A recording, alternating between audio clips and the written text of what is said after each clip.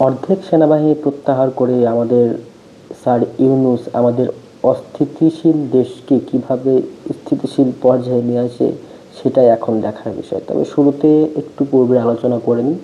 সেটা হচ্ছে ৯ মাস পূর্বে চলতি বছরে ২০২৫-এর ফেব্রুয়ারিতে যখন বঙ্গবন্ধু শেখ মুজিবুর রহমানের ধানমন্ডির ৩২ নম্বর বাড়িটি ভাঙা হয়েছিল, তখন আমাদের স্যার ইউনূস কার্যত সেনাবাহিনীকে বিরত রেখেছিল এবং এর মজা নিয়েছিল।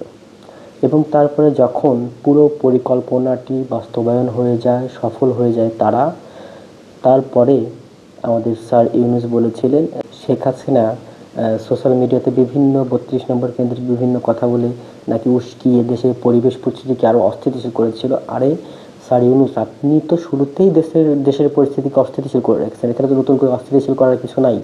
এবং তারপরে আমাদের স্যার ইউনূস ভারতকে জানালো যে শেখ হাসিনার মুখে রাশ টেনে দেওয়ার জন্য, এবং তিনি হচ্ছে গিয়ে ভারতের বাংলাদেশে নিযুক্ত ভারতের যিনি হাইকমিশন ছিল তাকে বিষয়টি সম্পর্কে জানিয়ে সেটা সেলিব্রেশন করলেন।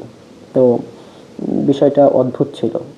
এবং বর্তমানে একটা প্রসঙ্গে আসি, সেটা হচ্ছে গিয়ে আমাদের স্যার ইউনূস কিন্তু ইতিমধ্যে নির্বাচনের বাদ্য বাজিয়ে দিয়েছেন, ঠিক আছে, যদিও সেটা স্পষ্ট কোনো কিছু না।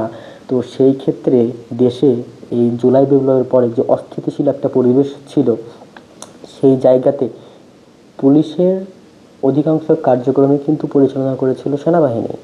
তো এখন এই যে অর্ধেক সেনাবাহিনী, যে সকল সেনাবাহিনী মাঠে নিযুক্ত ছিল সেখান থেকে অর্ধেক সেনাবাহিনী অর্থাৎ প্রায় ৩০,০০০-এর মতো সেনাবাহিনী ব্র্যাকে ফিরিয়ে যাওয়ার সিদ্ধান্ত হয়, এবং গত বুধবার থেকে কিন্তু তারা ব্র্যাকে ফিরে যাচ্ছে। তো দেশ বর্তমানে যে পর্যায়ে আছে, যে হারে খুন, গুম, হত্যা, ধর্ষণ হচ্ছে, চাঁদাবাজি হচ্ছে, হ্যাঁ, দুর্নীতি হচ্ছে, তো সেইখানে অর্ধেক সেনাবাহিনী এখন যদি আপনি ব্যারাকে ফিরিয়ে নিয়ে যান, আপনি দেশকে কিভাবে স্থিতিশীল করবেন?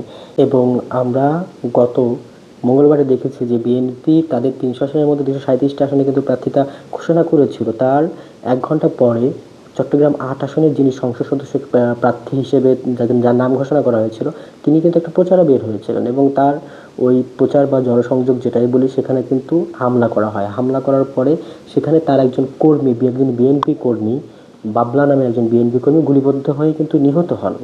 যদিও তার নামে একাধিক অভিযোগ ছিল, তারপরেও এটা একটা অস্থিতিশীল পরিবেশ। তো নির্বাচনের এত পূর্বেই এরকম অস্থির হয়ে উঠেছে দেশ।